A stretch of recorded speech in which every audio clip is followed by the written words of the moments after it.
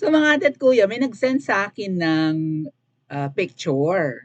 Isang puting salagubang. Salagubang talaga. Bakit salagubang? Ah, nasa Middle East siya. Nag-send siya sa akin ng, no, no, no. Nasa Israel itong salagubang natin. Okay. Sige, pwede ng salagubang. Nasa Israel ito. Nag-send, nasa Tel Aviv. Ayaw mo ba? Ayaw nyo ba? Nasa Tel Aviv, nag-send sa akin ng picture ni PRRD. Ako'y utas na. Bakit nagpupulburon si PRRD? Hindi kaya tumabingi rin ang mukha niya? PRRD, wag kang ganyan. Masama yan. Masira ang buhay mo. Di ba sabi mo, PRRD, masira ang buhay mo? Sa tisinan sa akin picture mga ate at kuya, naloka talaga akis. Ano kaya ang intensyon ni PRRD? Bakit siya nagpulburon? PRRD, baka mapariwara ka ha, bahala ka, addicting yan. Di ba nakaka-addict naman talaga ang pulburon? Okay, ito yung sinanda picture sa akin. Dyan. Sama-sama tayong babangon muli. Yan. Sabi ni ano no, burn ako doon. Wala talaga siyang charm, no? Burn na. Yung. You guys are the best. Yeah. Naalala niyo yan. Alright, sama-sama tayong babangon muli. Burn a kiss. Ikaw talagang butod ka. Okay. Ano ginagawa mo, PRRD? Naloka, Kems. Nawala yung antok ko mga ate at kuya. Tutulog na dapat ako kasi hindi na nga ako nakahabol sa live ni Nasas at saka ni Joey. Tulog na lang ako. Bigla baga naman ako pinadala ng picture ni PRRD na ito na nagpupulburon. O taga enjoy na. Sino ang kumuha ng picture na ito? May clinics pa. Bakit? Dumidikit sa kamay yung powder?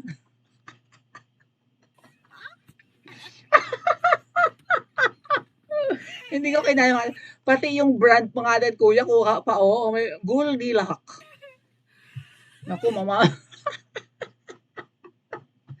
Petyal talaga to na pulburon eh, yung may rim sa gilid. Kasi yung binibili ko, yung over the counter lang, lalo sa convenience store. Yung kinain ko nung latest live ko, yung nakabalot, yung parang ano lang, oblong, di ba oblong?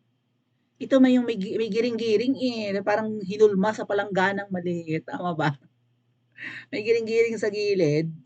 Naku, feeling ko tataas ang sales ng Goldilocks. Tama ba, Ate Ira? Hello, Mami Ida, hello. Tataas talaga ang sales ng Goldilocks nito. O, Perdion, sinong nakaisip nito? Hindi kaya si Kitty. Hoy Kitty, maayong aga. Ikaw ba nakaisip nito? Kaya si Ma'am Hanilet, yung second wife ni PRRD. Sino kaya? Eh di ba sila lang naman ang magkasama sa bahay ni PRRD? May sarili namang bahay ang mga anak ni PRRD eh, even yung first wife. Hindi kasi Ma'am Hanilet na nakaisip nito. Maybe si Kitty, no? Diyos ko po, ginoo. Lalong iingay. Huli pero hindi bawal. Dapat si Hello Kitty, ganito. Tama ba mga ate at kuya? Oh. Hindi ko kinaya. Baka sinasadya rin ni PRRD to, no? Usapin talaga tong ano eh. You know what? Sino ba ang nag-coin ng term na polvorone? Di ba si ano? Si Mother Dragon? Si Mother Warrior? Si Generala? Si Queen Boljaquera? Kasi yung term po ng mga ate at kuya, even si Sas pinost na rin, no? Recent lang pinost ni Sas. Wala pang isang oras, kaloka, sabi ni Sas. PRRD, makikipagkita ka pa kay Hello Kitty sa mga susunod na araw dahil nga kailangan po kasing mapag-usapan ni PRRD at saka ni Hello Kitty. At saka din yun din naman mga ate at mamaya pag-usapan natin. Yun din naman yung purpose or yun din naman yung objective ni PRRD kaya gustong makipag-usap kay Hello Kitty sa maybe sooner, no? Mga susunod na araw. Kung bakit tinake down ang program niya sa SMNI. Pag-usapan natin mamaya sa second discussion.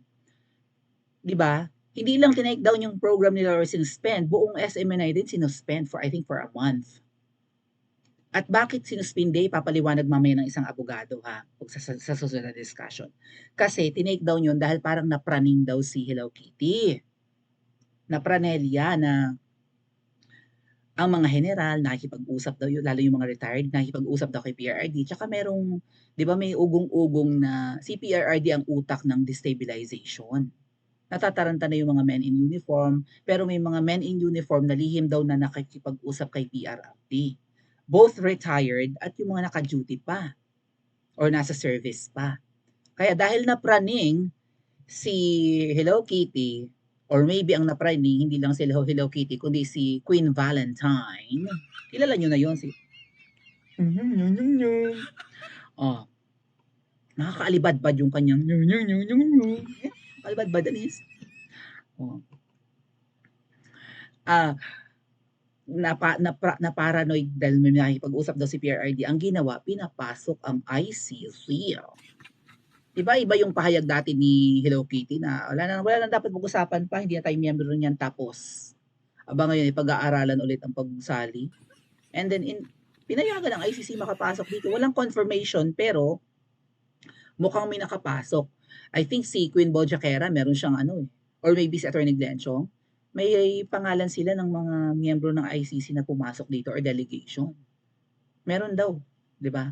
Sayang walang nagbibigay sa akin na puting ahas kung sino yung mga taga-ICC na pumasok na at nag-iimbestiga na ng palihim. So dahil nga yun, 'di ba? Dahil nga may balak di umano at si PRRD di umano ang utak ng 'di ba, ng destabilization or pagpapatalsik sa pusa sa lamesa. Yung pusa nang sumisibasib ng mga nakatakip na pagkain sa lamesa, 'di ba? So dapat na siyang sipain, paalis ng lamesa. Mabato ng ano bang pwede ipambato sa pusa na tsinelas? Si PRR daw, kaya pinapasok yung Aishwi at na-take down nga rin yung program sa SMNI. Parang pinipersonal, di ba, si PRRD, even Pastor Kiboloy. So, dapat talagang mapag-usapan yan ni PR. PRRD, ano ba ito? Parang nang-Alaska ka. Baka hindi ka kausapin ni Hello Kitty, PRRD na ginagawa mong yan, ha?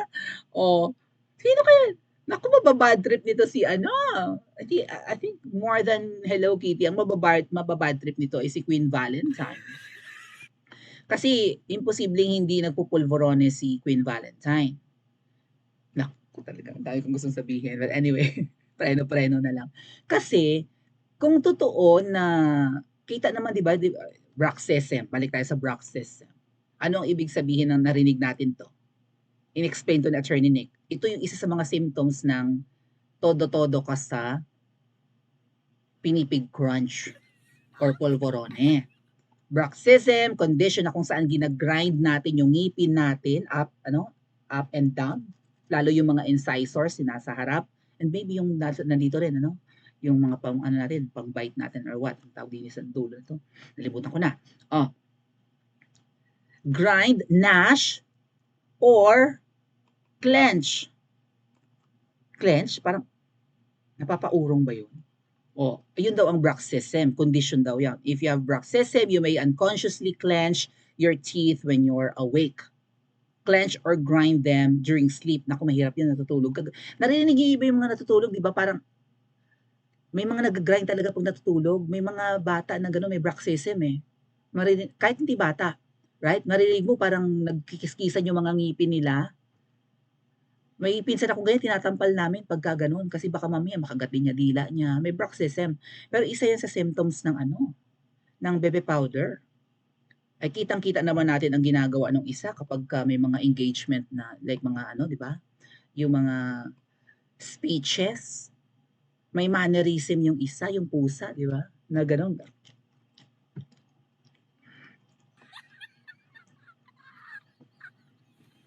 Sino ba yung nag-post no? Nalimutan. May nag-post ng mga ate at kuya. Gusto ko ipakita sa inyo eh. But anyway, hindi ko na talaga mahanap. Kakaiba talaga eh. Sino nag-post? Hanapin ko. Try natin hanapin na. Dali. I'm gonna show you talaga eh. Yung ganoon. Teka, sino ba? Sino? Okay. Hanapin ko. Sana makita ko. Kung hindi man, at least may ganun talaga, kakaiba talaga eh. I'm not accusing him, okay? Pero yung symptoms ng ng pulborone kasi ay bruxism. Try natin, baka may makita tayo. Gabi daw ang amoy ng hininga mo. Pabantotels? Try mo lumunok ng Naftalina or mothballs yun, di ba? Yung sa ano, nilalagay sa ano, sa mga damitan. Ang bantot-bantot nun, hinihika ako doon. Kapag maipis yung damitan, no? Si Taning. Sino yan? Hold on. Sana makita ko. Siya ba ang nag-post? Ay, hindi siya ang nag-post. Sino kaya nag-post nun? Another one, hanap ako. Ah! Isingit lang natin mga ate at kuya. Parang si Weng Guanzon na nag-post. Sandali Silip tayo. Baka may makita tayo eh. Nakakaaliw kasi. Inaasar ni Weng Guanzon yung topic natin kanina. Shout out Ma'am Bing Guanzon. Baka nanonood ka baka napanood mo ang vlog ko. Or maybe sinisilip mo yung yung channel nung isa. Yung nakagat ng alam mo na. Nakagat, nanghiram ng 200K and then what? Ang bayad ay abutan na lang talaga, no? Personal na abutan. Saan kaya yun? Siya kaya nag-post? Sana makita ko. I'm gonna share it with you kasi mga ate at kuya, yung anis, yung kumikeme ang peslak. Parang hindi. Sino kaya nag-share no? Nakakaliw eh. Ala, wala. Anyway, hayaan nyo na. Pag nakita ko yun, Pag nakita ko yun, baka si Dave ko. Try ko kung si Dave ko mga ate at kuya. Sandali. Oh, PRRD, wag kang picture-picture ng ganyan. Baka hindi ka kausapin. Kasi ang dating nun nang Alaska ka. Tama ba? Akala talaga namin, totoo na, naku, hindi ko yata na-save. Sino kaya yung nag-share nun? Gusto ko ipakita sa inyo yung nguya-nguya tingi. Hindi rin si Sas eh. Sayang. Anyway, basta may nakita akong gano'n. Ganun. Ano ba yun? Uhaw ba siya? Or may ninunguya ba siya? Or ano yun? Ano tawag doon? May tawag doon eh. Mannerism lang ba niya yun? Or yun na yung proof na mahilig talaga siya sa Goldilocks pinipig crunch flavor. Pati si sa shinare na rin yung polvorone o trending. Yung polvorone ni PRRD trending ang daming tawang-tawa. Huli ka, nagpopolvoron ka rin pala. Vote for you next election. Sana nga tumakbo si Tatay. Mapang-asar talaga to si Tatay Digong. Siguro nga may mga the moves na ganyan si Tatay Digong. Nga pala mga ate at kuya, balak nang makipag-usap ni PRRD at pag-uusapan natin yan mamaya. Eto nga po yan. Pero bakit hindi nagsasalita President Marcos is always available to former President Duterte. The president will contact him now to ask if he wants a meeting. Now, so sana na-contact na, sabi ni Secretary Cheloy Garafil. Natawagan na ba o hindi pa? Makipag-usap ba? Paano yan? Mukhang inaalas ka. Mukhang baka naman nalala, baka naman meron talaga silang, baka nagmimerienda laang. Oo, and then siguro kung sino yung nag-take ng picture, sandali i-post na natin sa social na media. Baka maasar. Well, mukha namang hindi pikunin si Hello Kitty, pero ang pikunin talaga po ay si Queen Valentine. In fact, sinabi niya 'di ba? Kasi matagal nang inaalas ka yung mga pamilya ng asawa niya.